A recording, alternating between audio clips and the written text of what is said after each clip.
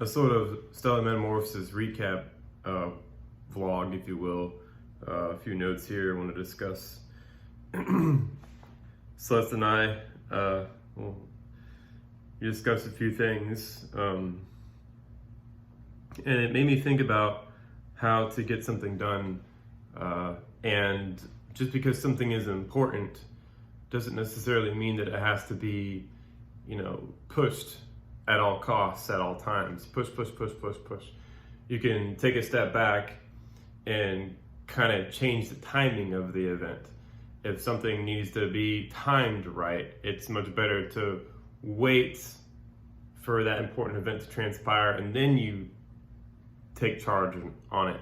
Just push, and getting something out there without any regards to the timing just completely ruins it. So the timing is definitely good. And the note that I wanted to discuss, one of the notes for this talk, is that priorities change. Sometimes they don't change, they become more streamlined, so it appears as if they changed. Sometimes working on important tasks can be done in a lackadaisical fashion. Celeste helped me spell that word out. It appears that writing and looking lazy are in fact due to changing the timing of the events. So from an outsider's perspective, if you're not working on something, in this case, I'm not really working too much on actual theory development. I'm sort of laying back and being sort of lazy, but it's just the timing of it. There are a lot of events that need to transpire before the really big, juicy stuff comes to the forefront. I also wrote here, I cannot force events to transpire when the timing is wrong. For instance, developing stellar metamorphosis when there were no intermediate sized objects found would be simply theoretical. We had to wait until the data was available to pull it out of imagination land into real observational territory. And basically the gist of that was taking the very large, bright, shining stars and the really small, cold, less massive planets and finding that middle ground. And we found a lot of the middle ground already with the TESS and the Kepler space telescopes, as well as regular observations, the brown dwarfs, the red dwarfs, the large planets, the super Earths, the mini Neptunes, all of the other classifications, but those are intermediate sized objects. So we have a smooth continuum now. The timing's, it's getting there, but it's still gonna take a little while longer.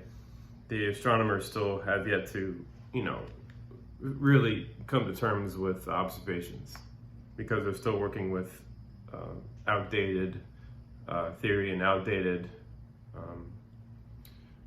minds, if you will. People that got their PhDs back in the 60s and 70s are still running these departments, and it's like, you guys are just getting in the way. Anyways, another thought here, and this has to do with the ridicule aspect of it. What I was confused with, I'm not going to read this whole thing out, was how people could have a problem with a new scientific idea and label it as pseudoscientific or from a crank or a crackpot.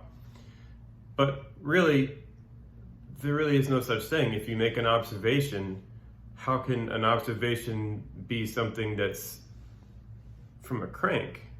If you observe something to be there, it automatically is scientific, especially if you write it down. So to say you make an observation, you write it down, and you make connections is not being scientific, is very strange. And when I see people say that this theory isn't a scientific theory, I say, well, where are they coming from? What are the motives for saying that? And the motives for saying that are, well, they don't want you to be part of their group. And you didn't do things the way they did them. It's the not invented here syndrome. Well, if you're an engineer in another company and you invent a new type of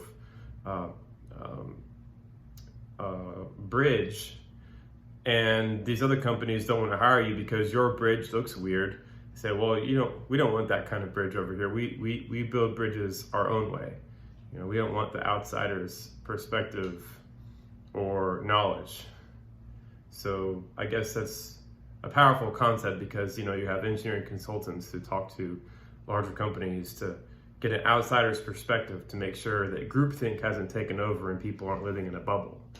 And in that case, I'm more of a consultant, if you will, but those types of groups, they don't allow consultant type individuals because, if they're wrong, they're wrong. Nobody suffers from a bridge collapsing. They can just push forward their ideas, and if they're wrong, they just keep on going and nobody calls them out on it. They're still going to get paid. But if a bridge collapses, people die and then people get fired, and it's very serious. So having consulting in that avenue is essential. Anyways, off tangent here, back on the other point. Another argument that I've seen a lot of in reference to ridicule was, if the theory doesn't have any math in it, then it has a lot of math in it. If the theory doesn't have any math in it, somehow it can't be a scientific theory either. Well, that's a very poor argument, because nobody's saying that Charles Darwin, the guy who basically cooked up the theory of evolution on his book On the Origin of Species, doesn't have any math in his book at all. There is no math. So you'd be hard pressed to say that Charles Darwin is unscientific because it doesn't have any math. So that argument falls apart right away. And it's just, again, it's people in their own social group saying, well, you don't belong in our group, so go somewhere else because you didn't do things the way we do them. You don't think in terms the way we think in those terms. You don't belong to our social group, so we're gonna make these arbitrary rules about what is and what is not scientific, and then cast you out. So it's basically those two things there. And finally, to wrap up this sort of vlog, that things I've been wanting to talk about for a while, was I've noticed there's this guy named James O'Keefe that's in charge of this journalistic organization called Project Veritas.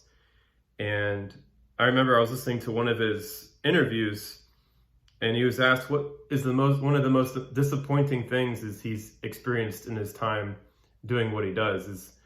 It was that the people that he looked up to the most turned out to be the ones that hated him. And that's one of the events that's happened to me.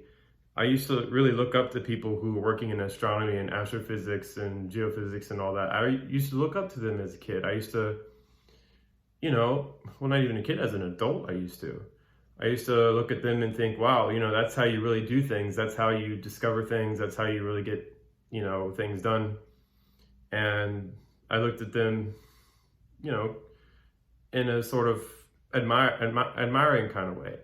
But as it turns out, it's those types of people that hate me the most, that call me a crank and a crackpot and whatever. And it sucks, because the people who you looked up to the most turn out to be the ones that hate you the most. And that's one of those things that really sucks about being successful. I guess not just in this, but I guess in the journal communities, I guess in other types of communities as well. Is when you get really, really good at something, the people who you look up to become your competition, and then they end up, really disliking you. And that's kind of sucky, but I guess that's how it goes. All right, you guys, that's about it. Later.